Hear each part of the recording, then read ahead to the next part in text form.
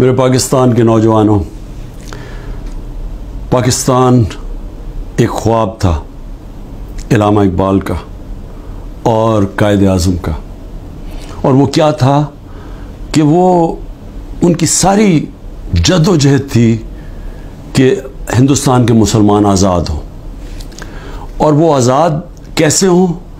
वो जो मदीना के असूलों के ऊपर नबी सल्लल्लाहु अलैहि वसल्लम ने एक रियासत बनाई थी, जिससे जो लोग आज़ाद हुए उन्होंने दुनिया की इमामत की, वो ही उसी तर्ज पे पाकिस्तान का ये ख्वाब था।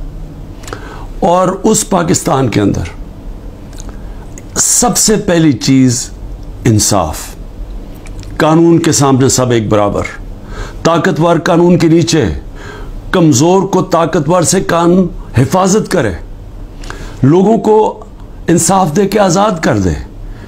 और सिर्फ आज़ाद और वो माशरे जिधर इंसाफ होता है, उन्हीं माशरों के अंदर खुशहाली आती है। हमें किसी को यहाँ इस मुल्क से बाहर जाने की, नौकरियाँ ढूंढने की ज़रूरत नहीं है।